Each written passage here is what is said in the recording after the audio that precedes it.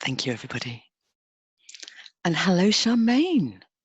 Hello, Avanti. Thank you for doing this with me. Real honour, thank you. I'm so glad this is happening. I'm so excited to get to talk to you. So let me just tell you all a bit about Charmain. Charmain works with different parts of us. And so in this context with the coronavirus, there's going to be all different parts doing all different things. And Charmain's the person to speak to about how these different parts can be visited, worked with, and helped. So Charmain, tell me about your experience with this coronavirus, everyone inside. What are all the parts what are our parts doing? Do you notice? Yeah, well, I'm noticing what's happening inside me and what's happening with my parts, and also with some of my clients that I'm speaking to, and just what's happening on social media and out there in the world. But I think it's definitely a unique time, of course, and a unique opportunity to make even more sense out of ourselves, and especially from the perspective of the IFS model and the part system. What's IFS?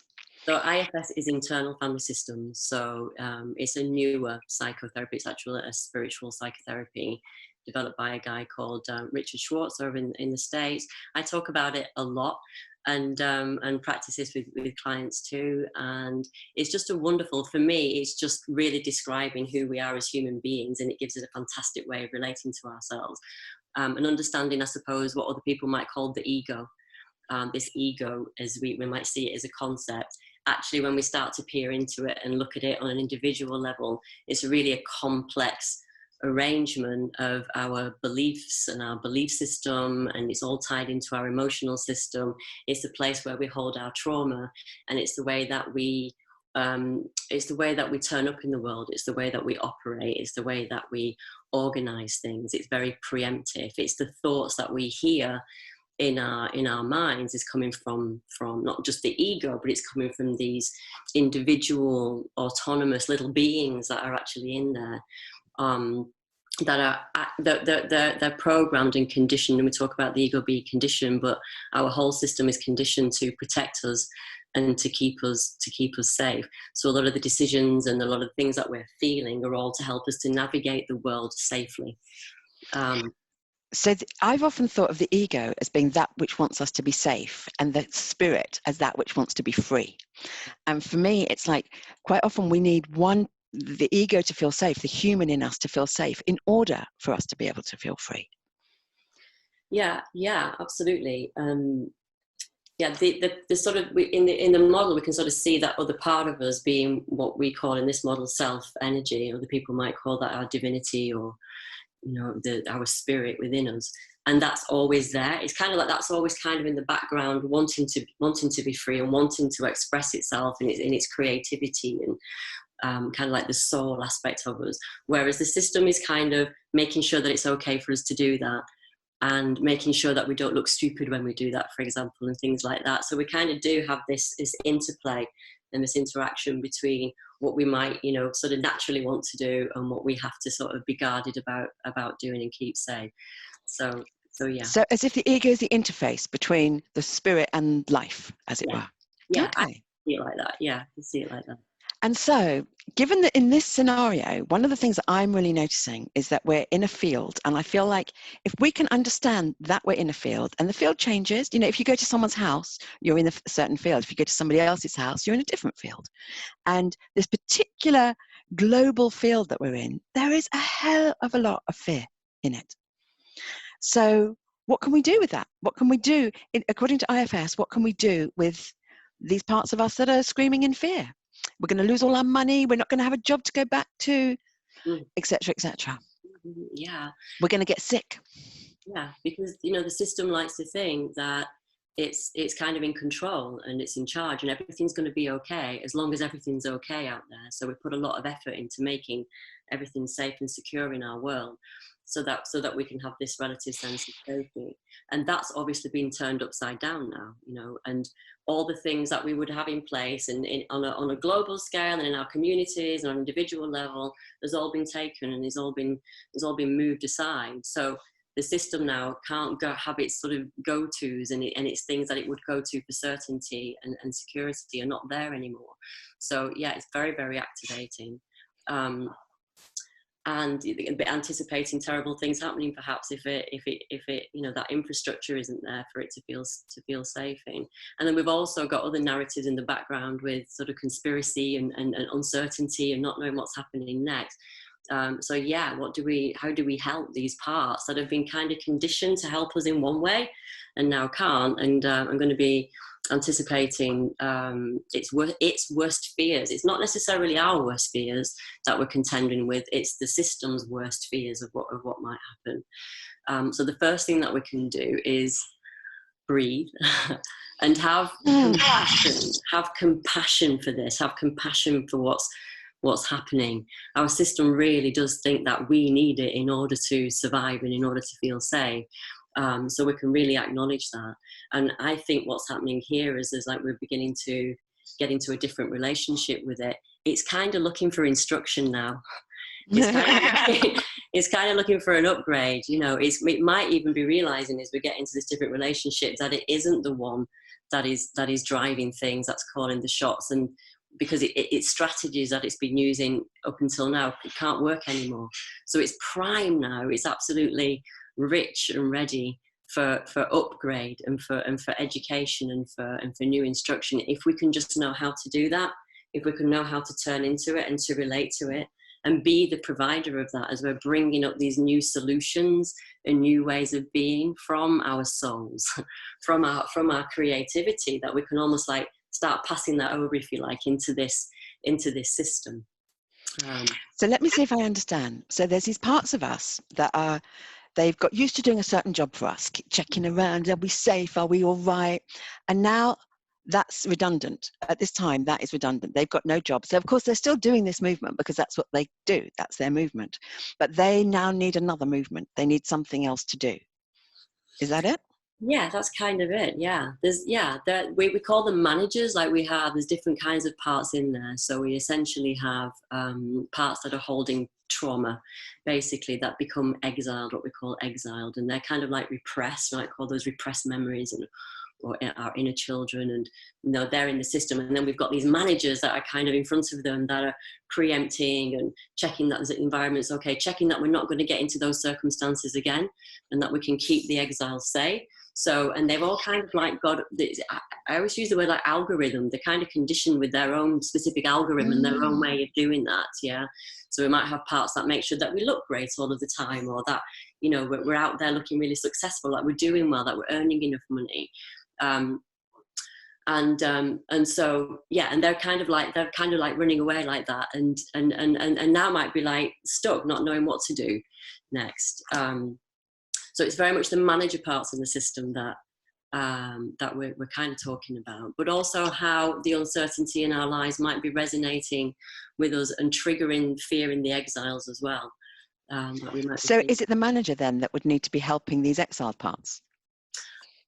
Managers are helping exiles, but the way that they're doing it is through a process of just protecting them and shielding them and guarding them. So they're either keeping them hidden, like we like to keep parts of ourselves hidden, or they're making sure that nothing else bad happens to them. So they kind of have this dual role, if you like.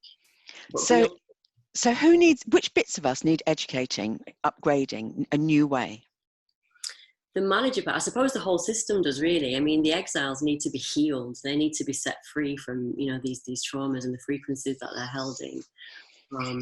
And, the managers can, what we can do with managers is perhaps help them to relax and understand more about us being here, and helping them to understand that they're actually part of something much bigger. Do you know, as you're saying this, it almost feels to me like if these managers have been looking outwards, is it going to rain today? Is something going to hit me? Is something attacking me? Now, actually, we're asking them to turn inwards and to actually come and look at these exiled parts and to kind of, oh, look, exiled part, what do you need? It's almost like the manager is now free, because we're not going out in the world navigating traffic and all these kind of things. And we're not going into work necessarily and getting our approval, pats on the head and all this sorts of thing. So there's nowhere else to go but in. It's a little bit like, have you ever been like, if you're in a doctor's waiting room or something like that, and there's really nothing to do there, and so you pick up some Reader's Digest magazine or something that you would never normally think about reading, but in that context, you're willing to flick through it and have a read.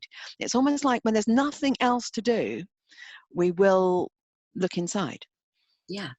Yeah, if we can be aware of this, because our managers are still going to want to carry on doing what they're kind of conditioned to do, and that is still look for what's not safe in the world. You know, they want to make meaning out of things all of the time, so might be looking for other meanings, you know, about what might be unsafe out there.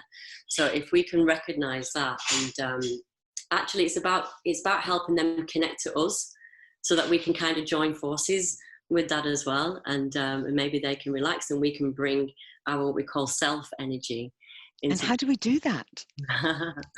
Well, hello, Charmain, how do we do it? I think just even recognizing this as a thing, you know, as a process is certainly key, you know, and making that differentiation between who we are and who this system is. We're pretty much 99% of the time we're operating from a part. We're not coming from the soul or coming from self energy. So really recognizing that and learning ways that we can be with our own system, and we can access that through our emotions. We can connect with them through the emotions. So yeah, first step is recognizing this is what's going on. Secondly is getting really curious about it and making a kind of a commitment, or, you know, at least an agreement or a curiosity about finding out about your own system, finding out about why you operate, you know, how you operate, finding out, there's just so much there. Finding out about why we feel a particular thing. Why do certain things trigger us in certain ways? Why does that always happen? You know, why do we always feel like this when this happens? And getting curious and starting to go in and connect. Yeah. It's so interesting how that works. Like, because coronavirus, we're all in our houses. So I've started, like everybody else, I imagine, sorting out cupboards. And I hate sorting out cupboards. That is just not my skill set, not one tiny bit. And so there's like things take steps. So we're in the house. So this is how this pattern went. So I've got this sofa that I hate, that I've had for many years, and it's kind of broken. But, you know, you just get on with it, don't you? And you live with it. And then I'm looking for the perfect sofa in normal life. This is to take its place. Didn't find a perfect sofa yet. So I've been just sitting on this uncomfortable sofa. And suddenly, because there's space, because there's a different movement, a different flavour, it's quieter in life, there's not so much going on, I noticed that this is ridiculous that I'm sitting on this uncomfortable sofa. So we've got to get rid of the sofa. Right, that's got to go. So we get rid of the sofa. Underneath the sofa is all the bedding, because it's a sofa bed, and it's just designed that it's got all the bedding underneath. Now where am I going to put all that bedding? I'm going to put it in the airing cupboard. Oh, the airing cupboard is full. I'm going to sort out the airing cupboard. So I go to sort out the airing cupboard. Now, how the stuff that is in this airing cupboard can suddenly take over my whole house, I don't know. I mean, it was literally packed in so tight that you couldn't actually get anything out. So then I get everything out the airing cupboard, and then I'm sat there with all this mess around me. And it is literally like you're talking about. I've got all my parts out, and I don't know what to do with them now. And so I start putting them in. The towels go here, and the sheets go here, and it's like putting some sort of order in place. And then it's like I always do about 80% of any job, and then household job, and then the last 20% just stick it all back in, as it were. But that what arises in me from doing this, like all this stuff and the stress that I feel, and I start thinking, this isn't actually a stressful thing. Somebody who was good at doing this would be quite excited by the opportunity to put order in where there's chaos, but it triggers me. I get triggered in it. And then I think back to the household that I grew up in, and it was a mess. My mum knew nothing about creating space and order. I used to have my toys out, and I'd just shove them under the table at the end of the day. And it was just always completely messy. So I'm getting triggered into that. I'm getting triggered into the past. And all I'm doing is deciding to not have that sofa. That's how it started. Is that the kind of thing that you're speaking about, how it works? Yeah, I mean, you could use that as a, you know, as a way to heal something there from the past. You know, our parts are created in the past. They are superimposing their experiences from the past all the time into the present. So when we're getting triggered, it's not about your airing cupboard as it is in, you know, 2020 right now. As you say, it's sort of resonating with something. It's stirring something up from there. So we can use that as an opportunity to go there and heal that. That's something. Oh, that's really interesting, because there's like that takes me to the feeling of having being at a crossroads. Because if the most important thing to me is to get my airing cupboard sorted out, then what I would do is channel the energy, for example, of someone who's good at sorting things, and I would just bring it, the bosh bosh bosh. But I can use it as an opportunity at the same time, as you say, to go into my shit. Yeah. Yeah. I mean, we're always being given that opportunity every single day. You know, even before coronavirus, every time we got triggered in life, we were getting triggered in life. It's that opportunity to clear out some of our shit. You know, if we can see it like that. What we tend to do, though, is blame the situation. It's this bloody airing cupboard, or it's that stupid boss that I have, or whatever it is. And we're in that sort of judgment. We were going to the energy of judgment, and it's like we don't want to go into it, so we project it out instead. But now, you know, we've got time now. Things are slowing down. We can breathe and sort of take stock. And when we're clearing out our airing cupboards, bear it in mind that this could be a sacred opportunity to clear something out of our own systems and get even more liberated and more air in there and freer in there. So I like that. I like channeling that positive and that energy to do it, but always recognizing that there's something to heal as well. And I feel like with my airing cupboard story, there are two options available to me there. And in any scenario, you know, if you've got to get up and do a presentation, or you're doing something that you can't do because you've got your parts kicking off, sometimes you have to find a way to do it. And you put your emotions aside, like Jo was saying, that, you know, she's having some feelings because she's not with her family, and how beautiful to be able to be with those. And it's like in that instance, it's not like there's some big history, there's something wrong. It's just like, oh, I want to be with my family. And it's like there's kind of an opportunity to feel that feeling. It's like, it reminds me a little bit, actually, that feeling of and all the occasions when I've given up smoking, what I've done is enjoyed the feeling of wanting to smoke. It's like the feeling, like everyone hates those feelings, but it's like, it's like a deep breath with God. I want to smoke that.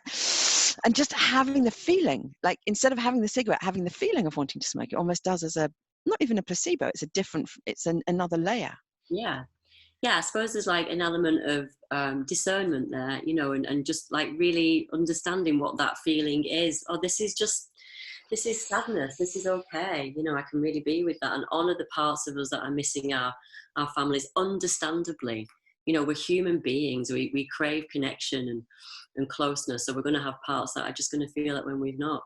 You know, and parts that want to crave, that's great. But then understanding, like, when it's not that, what if it's something that just keeps occurring? What if it's something that is causing problems for us? What if it's creating an issue with a person, or it's stopping us from doing something that we actually really, really, really want to do, but the fear won't let us do that? And, you know, just sort of understanding, tuning in that way. So the thing that I want to know, so there's something that I often say to people. I say, meet the issue, address the issue, talk to the issue. How? How would IFS tell us to do that? How would we make that movement? Yeah. Well, what I love about IFS is it's almost like a map. Like it's like a navigational map. It's not just about going into the feeling. It's sort of, you know, there are steps. There are steps involved in that, and it's this like kind of beautiful way of creating a relationship with ourselves, and doing that in kind of stages. But the initial thing really is to be with whoever that part is that's having that feeling, that emotion or reaction. And quite often we feel like it's us that's feeling, let's say it's anxiety, like I'm feeling really anxious or I'm feeling really angry, and it feels like we've become that and we are the angry person. And actually, from the IFS perspective, we learn that it's not the whole of you that's feeling that, it's the part. So the first step is to recognize that, and then, you know, and this can be really empowering, is like understanding that we can unblend from the part. Quite often we don't have to be it. We can ask it to move back out of our emotional system so that we can be with it. And when we're in a dynamic with it, then we can start to help it. It's like we need to be in our energy in order to do that. That's so interesting. So it's really interesting speaking to you about this, because we probably talk about a lot of the same things, just in different language. Yeah. So for example, what you're calling unblending, I I love that word, and I think I'll start using that. But what I've been using, what I describe it as, is putting a piece of paper between us and it. And as soon as we can see that we are not it, that like we can say sadness is arising, sadness, it's like our language even says, I am sad, I am angry. And it defines it in that kind of way. Whereas if we think of it as I am feeling sadness or I am feeling anger, then it changes the position. So it's like, so it sounds as if what I'm hearing here is the feeling that there can be a part of us that's flaring up. It's just come to the surface, whether that's grief, anger, joy, any part can just come to the surface of us and come to the surface of the soup, of the concoction, as it were. And then once it's at the surface, it's kind of in charge in that sense. It's the loudest thing in the room. And so how do we navigate that, it being the loudest thing in the room? So how would you describe to someone how to unblend? How do you unblend, Charmain? So it takes practice. And so the more we do this, the sort of the easier it gets, but it's definitely worth practicing. And it makes us in tune with like which parts are in the driving seats as well. And then what I do though, I breathe some space between me and the part to begin with. Just take a really nice breath in and imagine that I'm breathing in between us. And then I ask the part, I might acknowledge it, I might put my hand on it. I recognize that it's there. I still want to honor it. I don't want to get rid of it and kind of shove it away. I just want to let it know that there's somebody here with it. And then I ask it to give me some space and just to give me a little bit of room and unblend. And parts just seem to understand these words in this language. And then just keep breathing in. And I say sometimes, even if it's just a little millimeter, just a little tiny bit, you can still stay really close to me, but I want to be with you. And at what point would you do this? Like I noticed for myself, like I'm very used to processing my stuff, but I can't go straight to that place that you've just described. I have to do a good bit of blaming first. It's all something, it's the boss, it's the, and I have to get that. It's like, I call it the froth on the cappuccino, because I have to get that layer out, that layer of, and I always do it by blaming something. And even though I kind of know it's not true, I have to go through that phase. I don't get to what's underneath until I've gone through that. And I wonder if I tried to jump in too quickly, it might not work. What do you think? Yeah, sometimes we've got to speak for the part. Sometimes we have to do something, Ah, I like that. It is trying to share something with you. So yeah, sometimes we've got to give it voice to do that. Oh, I love that. So in that case, I'm giving this part voice. And then once it's had its say, at some point I get bored of listening to it's someone's fault. And then I can settle into, what should I do about this now? I usually go, where in my body do I feel it? And it's surprising places. Sometimes it's been my knee or my calf or, just some random place that I wouldn't have expected. Then what I do with that is I just, as you say, I sit with it as if it was a separate entity from me. And I sit with it as if I was having a cup of tea with it. And I think the movement of how can I help you? What do you need? That's what's going to get us somewhere. Whereas what we tend to do is, how can I fix you? Get rid of you. It's like, nothing responds very well to being told it's going to be annihilated. I want to get you out of my system. How can I get you out? I think when you say compassion, I think that's the linchpin. That's the key. That's the thing that holds it all together. If you can feel compassion for all parts that are involved in that story, I think that's a really beautiful way in. Absolutely. And really curious about them as well. I've got to a point now where if I do get sort of low or I get triggered in some sort of way, I want to stay with it. Like I don't want it to go. Like I want to find out more about it and get beyond that and see what needs to be healed around it. For kind of like a longer term healing, So we can even get quite excited and happy about feeling these things without it having to be something we've got to get rid of, or I don't know what's wrong with me, or such and such a buddy has done this now and you've made me feel like this. And we can spend an awful lot of time in these emotions, feeling anxious or depressed. We were depressed for a long time, and it's like, how can we, it's completely changing our relationship to our emotions and switching it so that it's it's always an opportunity to heal. I think it's massive. I mean, it's absolutely as you're saying this, it kind of feels as if we are the movie screen or the TV, and we have these different programs playing on us at any given point, and so we can be interested in what they are if we don't think that they are us. That's Yeah. the key. I think that that is the key. That's what makes all of this work, that we are not thinking I am Yeah. the whatever, the nasty thing. It's a part of me. That's Yes. and we can communicate that as well. It's great, just in relationship where we can communicate it, a part of me is feeling this about what you're doing, rather than it's me, and it's a lot less judgmental.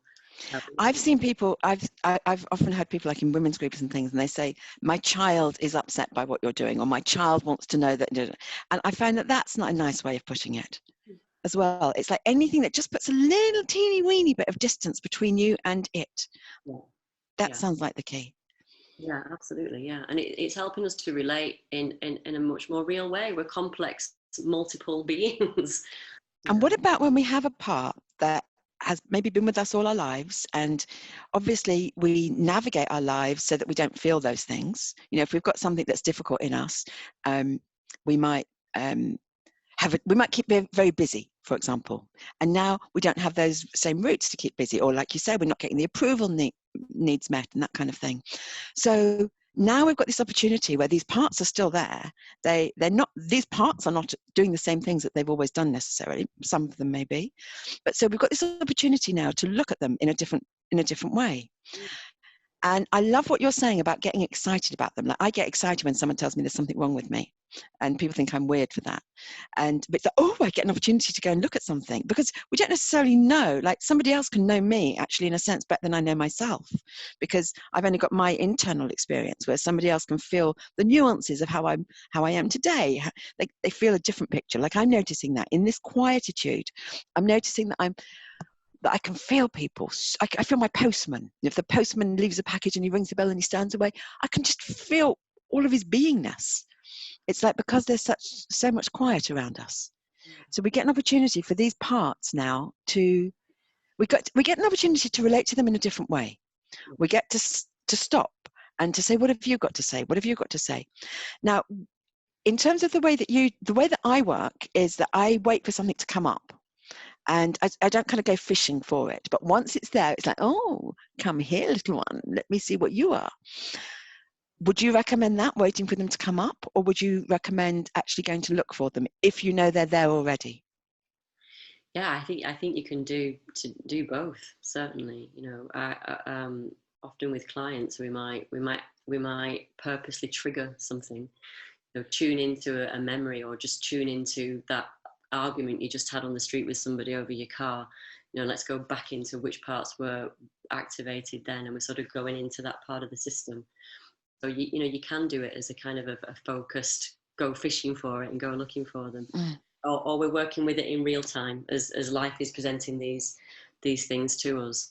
Or we can park it and come back to it later. It's like, I haven't got time to get into this right now, and tune into it later. So, both ways. And do you find that as you progressed in doing this work, that the parts within you, they come to trust you? Like, if you say, park you and I'll come back later, they know you will? Do you find that? Yeah, I think as a system, often our system doesn't know we exist. It really thinks that it's running everything on its own. It's the whole energy of separation that we are in this dualistic realm to experience, I believe. But that is the kind of the main energy of the system, is like it's separated. It's been cut off from God. It's been cut off from the divine, and that's why it has so much fear, perhaps, and insecurity and vulnerability about it, because it hasn't got that connection. So as we're starting to bring self energy and introducing that into the parts, they can become more relaxed. They don't have to work as hard. They can hand over the reins to us. Sometimes we just want to be us in a situation. We want to be us in our splendor, in our creativity. We don't want an anxiety or an anxious part coming in and like trying to help us, and parts can get used to that and start handing the reins over more and more. We use this term like becoming self-led in IFS, and that's the objective. We become more self-led people, less judgmental and less kind of ego sort of conditioned stuff, and more just being in our divine, just beings. They're like the human doings, and we're just human being. And oh, that's nice. That's a nice way to see it, that our parts are the human doings. Yeah, absolutely. That's lovely. That it's beautiful to be able to have anything that makes sense of ourselves. Yeah. And I there's feel also, like you go. we've got many different roles, and I mean, there are our champion parts in there as well, and the parts that, you know, manage us in a positive way also. Mm. There are parts that help us to express creativity, and that's another great thing about what's happening now, is like the main driving parts that have been operating our frontline lives for us are now sort of, you know, taking a break or wondering what to do next, and then these other parts that we might not have had as much time or access to can start to emerge, and we're beginning to feel these other parts. Tell us the thing you said about the fish to Yeah, describe that.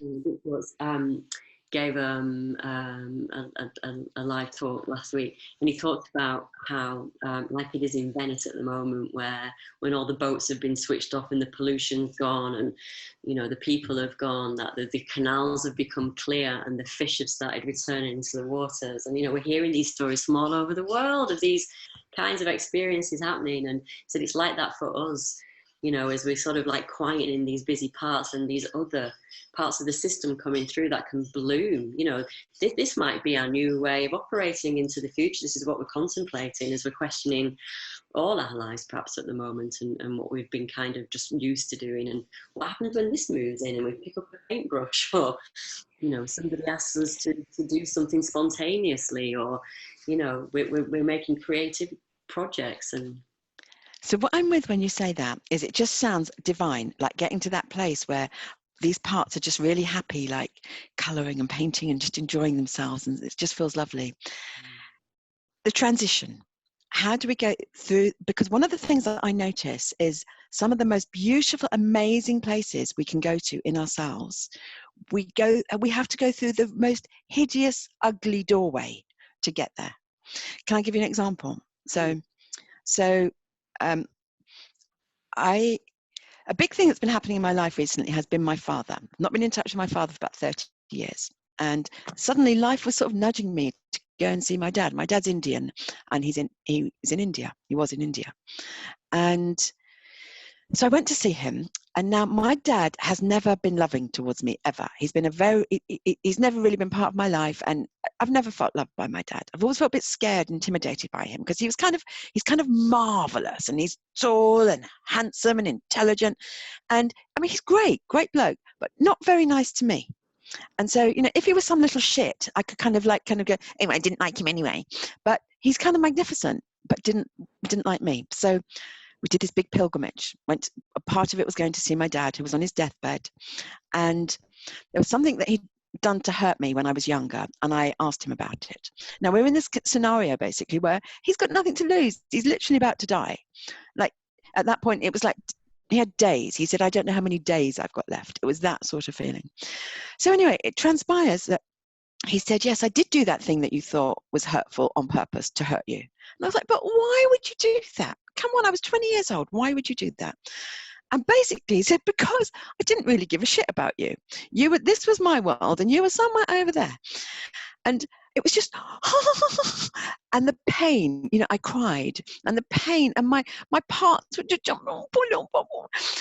And then it took me about 3 hours of being with this. I mean, so many different little parts coming up there, but mostly it hurt. And then I started to notice, once I stopped making it wrong that a father doesn't love his daughter, and it was just like, that's how it was. I knew that's how it was. It's how it's always felt to me. And I felt gratitude towards him for at least being honest with me. So not making me think that dynamic between me and him was love, or that he thought it was love and maybe I didn't get it. So going through that, I mean, obviously it was really hard for my ego to hear that my dad doesn't love me. But for my soul, it was a liberation. I felt so free. And it was such an example of going through something that was really icky for my human, but it was just amazing freedom for my soul. Is that the kind of process that we can take ourselves through using IFS? absolutely, yeah. And we can see those manager parts and the protectors as almost like gateways into that. And they are the signposts, when we can meet with the emotion of it and know that it's holding something and it's holding something and holding something. But then, like you say, the relief of letting that go and going through to the other side of it. And what's beyond that? What's beyond the tension and the need for protection and the guarding and the not knowing and the confusion, and what does this mean? The meaning that our parts are making from it. Like, it means that I'm not lovable. Drawing these kinds of big conclusions that make us feel really sad and have a big impact on us. But if we can go through that and like we say, like it's upgrading the whole system. Of course, it's got no impact on you whatsoever what your father's attitude was. Exactly. Completely lovable. You're completely deserving of anybody's love, and just because he couldn't have that with you doesn't make any difference. And that's literally where I got to with it. It was the feeling of he didn't love me. That's it. That's all that means. That's literally all it means. It says nothing about me. It says everything about him. And I don't even mean a bad thing about him. I don't even mean that he should have loved me. He was doing other things with his life. Maybe he didn't have time for children, and especially daughters, and because he's Indian, it's a different culture and everything. So it only says something about him. And that feels, that just felt so releasing. But I could not have got there without going through that. There wasn't a shortcut. It's like the only way out is through. Absolutely. The system is created in childhood. So it's drawn childlike perspectives. It's drawn childlike conclusions about what things mean. This is why it could do with an upgrade. But it's very young. This is why we do behave in very young ways, literally spitting our dummy out still and stamping our feet, and that's not fair. And it means, and children also, when something bad is happening in the environment, automatically assume it's something that they've done. It's because I'm a bad person, or that's because their ego is forming right at that point. The ego is forming. It's there and it's with us, but it's like it's taking on these new energies. It's adapting into the environment, and often it's kind of adapting in a way where we need protection, because we're getting these messages from the environment. Even perhaps with the best intended families in the world, we can still be picking these messages up from perhaps school and family environments that we're not good enough. The standards that are set for us, the expectations made of us in childhood, and when we're always kind of assuming it's because it's something to do with us.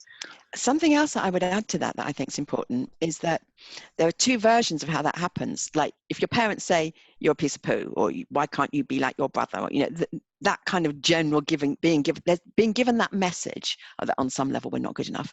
But there's also what we imbue from our environment. So our parents might be absolutely lovely to us, but they might have the not good enough. They might have anorexia or some eating disorder or some different tensions within them. We're going to pick those up as well. And those, we don't even know where they came from necessarily. Absolutely. We've got all the ancestral kind of trauma as well, and what sort of comes down and what's handed down in what we call legacy burdens as well, but already in our systems. And then, legacy burdens, did you say? Burdens. So in the IFS model, we can understand that there's energies in our system that our parts are holding, which is basically the philosophy, let's say, or the energy of the family, or a parent. A parent who gets angry a lot in the house. There's and has really high expectations and perfections or whatever. There might be a part in the system that's holding that energy. It's had to come into our system, and we're still having to hold it because we couldn't process it. We can't process things in childhood. We just get sort of overwhelmed. So we can often find that we've got a whole kind of belief system in there that's not even ours. It's been kind of handed straight into us. Down through the bloodline. So as you say that, what it kind of feels like to me is like we get given something, we put it in a cupboard. We get given something else, we don't know what to do with it, we put it in the cupboard. Then that cupboard eventually overflows and it starts spilling out. And then we start being impacted by it. And so does our environment, those around us. How we show up in the world. It's like I've often had the notion, like let's say it was possible to take ourselves into a completely different world where we're completely unknown, where we could be whoever we wanted to be. We'd probably still be just as we normally are, with our little shynesses and our confidences, as it were. We'd still like it's not necessarily going to change because it's so internalized. It's like internal family systems. It's basically like it's on the outside and then it comes in. Or we could see it like it's already on the inside, and then we're projecting that out, that, you know, what's happening in your experience, in your reality, is the projection out of this arrangement, and whatever the expectations are or the fears are kind of being mirrored back to us again all the time, you know, life being this kind of opportunity to show us what's happening internally. And we can try and change our environments and move jobs and get a different partner and do all these things to try and change it. Like you say, even if you went to a whole new planet, you'd be taking your system with you. And it would still be that, and pretty soon your environment would start mirroring again and replicating what it was that we tried to leave behind. Mm. It starts in here. This is where it begins. You know, we can't really affect change if we look at the principles and the universal laws of cause and effect. We can't really change anything out here unless we've changed it in here. I think of like what's out there as literally being as if we had a light shone through us, as it were, onto the wall, a screen, and that's the world. And it literally, and how we perceive the world. It's really interesting to me that two people can be sat right next to each other and just be perceiving completely differently what's going on in front of them, just depending on their systems. Like with this coronavirus, it's a perfect example of it, because some people are having the time of their lives. Some people are like, this is just perfect. I'm just so delighted to have this space. And that's not because their lives are any better than anybody else's. It's like someone who's on this call was saying to me that she's like, she's got employees that is she gonna be able to pay them or not? But she's like, I'm on retreat. And it's like, it's just the way that person is organized. Whereas somebody else could be absolutely panicking. I'm going to get it. I'm going to die. And it's like, it can quickly catastrophize what's going on. The coronavirus situation is, it's another layer of mirror. And it's been really interesting speaking to different people. Like, the fears are so diverse, and it's not a fear that the coronavirus is creating. It's just exaggerating the fear that's already there. And it's helping that person get access to that part that was already been holding that fear. Now it's really being connected to. So it's been fascinating to see how diverse it is. Whether it's about illness, we can talk about whether underlying all of this is our inherent system's fear of death and what that means to ego and into our parts. And then for others, it's a fear of harming other people. That's the emphasis. For others, it's the fear of not being seen to do enough. You know, I've spoke to many health professionals who feel like they should be out there doing something, but secretly they don't want to. But they don't want people to think that they're cruel or that they don't care. So that they're driving them out there and getting them to be seen to be doing things. So that's interesting, because that's going to might show up in various different professions then, how people are with it. Everyone's having to question, you know, who they really are and prioritize what they really, really want to do in this time. And are we happy to just go along with what our system wants us to do to make us look good? Or are we going to pause that and risk what happens when we say, I don't want to do that. My self-energy doesn't want to. I want to try something else, and going into that kind of, it's unmarked territory. So what I'm hearing here is that basically going into our self-energy is where we really want to be. So IFS might call it self, I might call it your soul, but your bigness, that which is with you all the time, that which was there when you were born and it will be there when you die, is what I'm referring to, and beyond that. But it's like we're wanting, so it's almost as if we can use our parts as stepping stones to get back in. And it's almost like literally like they've sort of they stop things coming out and stop us getting hurt, but it's like it creates a barricade around us in a sense.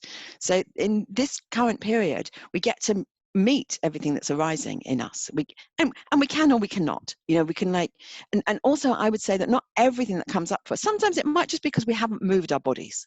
If you just sit down all day and you haven't eaten well that day, you might feel shit. But you can still even use that as an opportunity to get you into things of that ilk, of that part of us.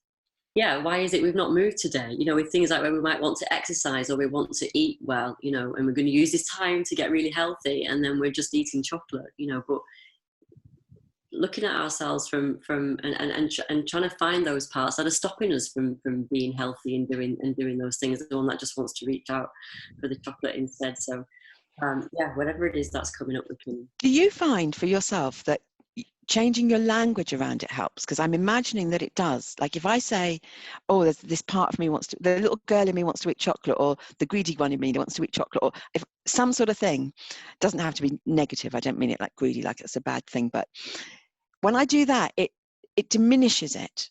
It makes the need for chocolate, for example, so much less, because I can say it's just that little bit, oh, that bit of me wants chocolate, and I can feel sweet towards that bit.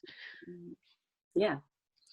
Yeah. Using whatever language resonates, you know, it's, yeah, it can be quite a strong language, like using parts, but we can just be really, it's just who we are. It's just acknowledging who we are and the whole of us. Is there something that you can give us, like an exercise or something that you can give us to like actually meet these bits, come into these bits? Is there something you can, have you got a party bag? Can you teach us something, Charmain? Can you teach us how to do it? Yeah, sure. I can talk us through, like, just it's going to be a shorter version. There's actually a book called Greater Than the Sum of the Particles, which is narrated. It's really good to get it on audio, because Dick Schwartz has narrated this and recorded it, and he's got some wonderful meditations. Greater than the parts of all. Some of the parts of us. Greater than the sum of the parts of us. If anybody wants to drop me a line, I have a resource list with lots of really good podcasts and YouTube clips and brilliant things on just all around that. Where can they find you? Where can they drop you a line to? Either on Facebook, get me on Facebook, Charmain Berry on Facebook, and just send me a message on there on Messenger. Okay. Happy to send that out. And so yeah, I can just talk us through a shorter version of a meditation like that, which is basically just to sort of see what it's like to meet with a part and just be with it. In the IFS process, we go further than that. We understand, you know, what the manager, if we're meeting with the manager, is protecting, and we go and the kind of the objective is to really help the exile to become free of what it's holding. But just for this meditation, we're just going to see what it's like to meet with a part. Great. Okay. So if everybody would like to get comfortable and relax, and just giving your whole body permission to sleep. And just taking a nice breath in whatever way feels comfortable to you. See if you can breathe in through the belly if that's possible. It's okay if not. Breathing in through the nose if possible, and if you can, breathing out for slightly longer than the breath in.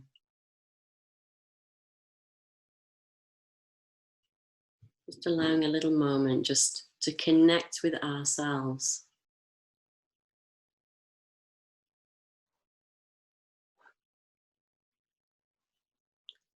And then just perhaps scanning down through your body, just noticing where you might feel a tension or an emotion, or maybe there's even a little ache or some pain somewhere. Just noticing what your body is feeling right now, any sensations or emotions. And we're just going to get curious to understand whether connect with this as a part in your system. Parts are communicating with us through the body, through the emotions all the time. We're just going to take this opportunity and see what you can notice. And then just feel it from the outside, first of all. Maybe just putting your hand on this part, on this place, and acknowledging it from the outside. Noticing how strong it feels, how intense it is, how big it is.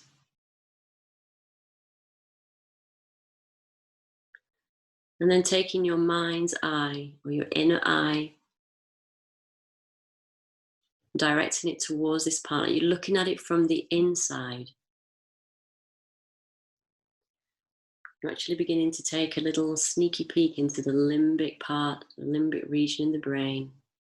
You're focusing your attention on wherever this sensation is in the body. Remembering to breathe. With as much curiosity as possible right now, and compassion.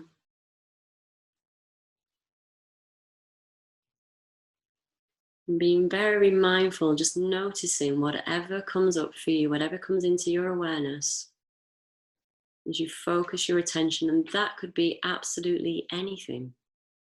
It means different things to different people.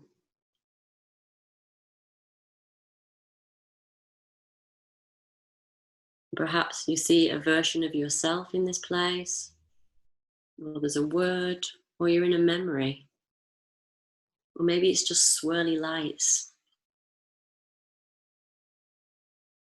Just really noticing what rises for you, what you connect with as you focus into the sensation while softening.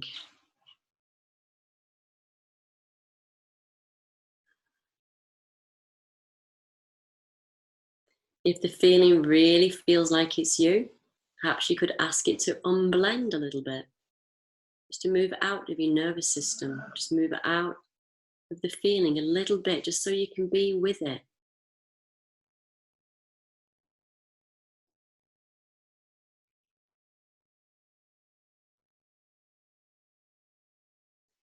And see if you can get his attention, just in whatever way that seems to naturally happen. Just letting this part know that you're with it and that it's not alone.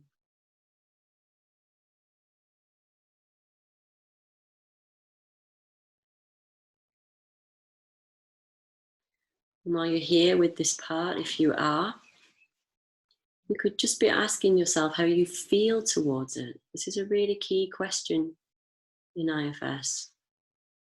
How do I feel towards it? We're beginning to separate ourselves out from the part even more. And if you're not with a part, or it doesn't feel like you're with a part, that's really okay as well. Just staying with the sensation. Maybe just breathing into it, sending it some breath.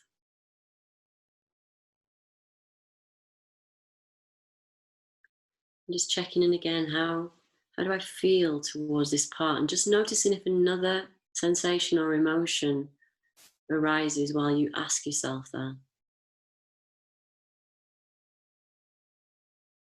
Maybe you're feeling love and compassion towards it. Or maybe you're not. Maybe there's another reaction. Maybe you wish it wasn't there.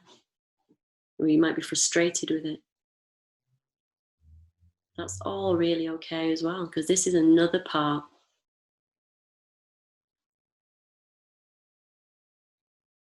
This is another part expressing how it feels towards this. And we can just acknowledge that and welcome it. All parts are welcome in these spaces. And if there's a part there that's anything less than compassion or curiosity, we could ask that part just to step back a little bit, just to move aside, just so that you can be with this first part.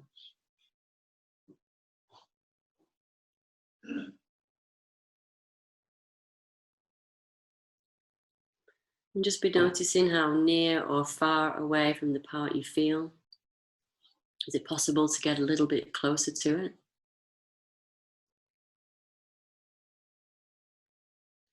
See if you can let it know that it is a part of you.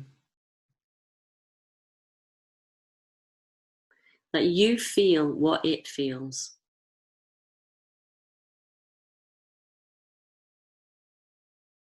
And that you're here to see what else you can find out about it.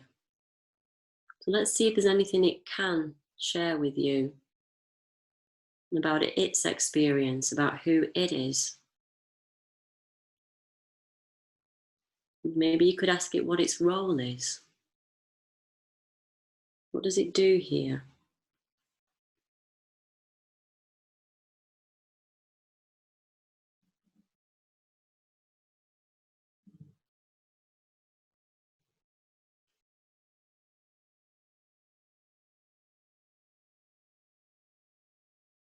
Just spending a little bit of time getting to know this part.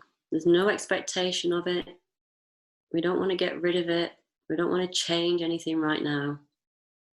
I just want to know who it is.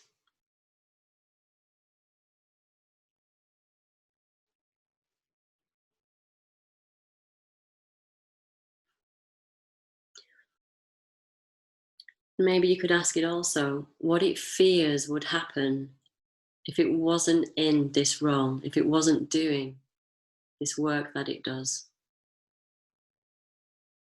What's its fear?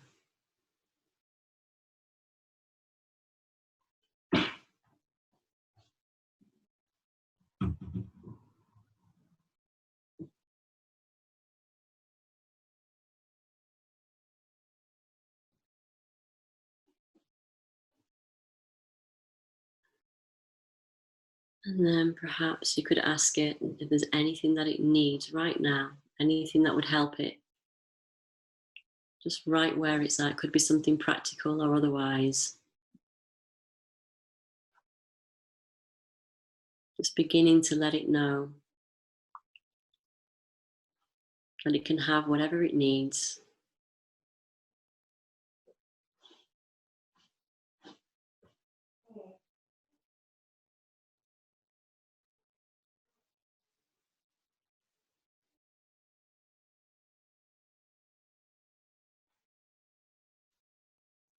Okay, I'm just letting it know that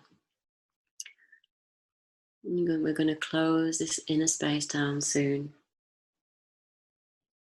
But perhaps you want to make a little arrangement with it to come back to it, to spend a little bit more time with it,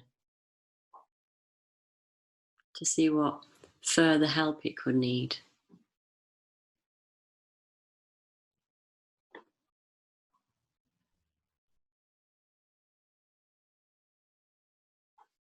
Just asking what its preference would be around that.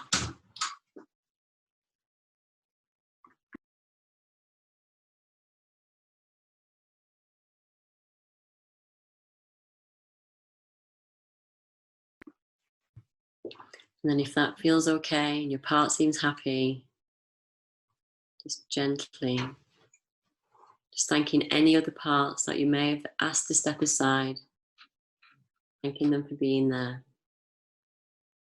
And just gently opening your eyes, going back into this other realm.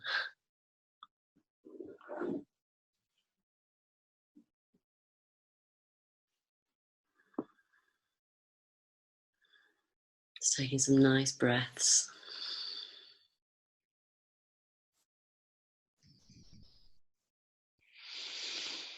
Wow. Thank you, Charmain.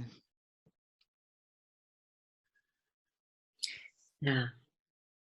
And we can, I didn't want to say too much or put words or visions into people's minds, but it's a really fascinating realm to explore when we go inside and understand what our inner landscape is all about and how it's arranged itself, and just getting to know our parts like this is extremely powerful. And it means different things. People have such diverse experiences doing this. I found your suggestions for questions really helpful. Yeah. The parts do.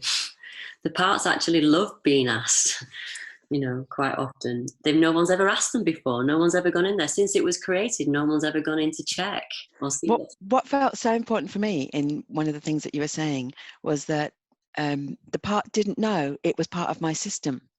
It didn't know. It thought it was autonomous. It thought it was doing its job. It didn't know why. It was just because that's what it did. And so to point out to it that you're actually part of my system, and can we have a chat about what you're doing? It was really good. Really, really lovely. Thank you. It's really lovely. I think this is kind of what's going on for us with the planet. Like, we are parts on the planet, and Mother Earth is going, hello, you're actually part of me.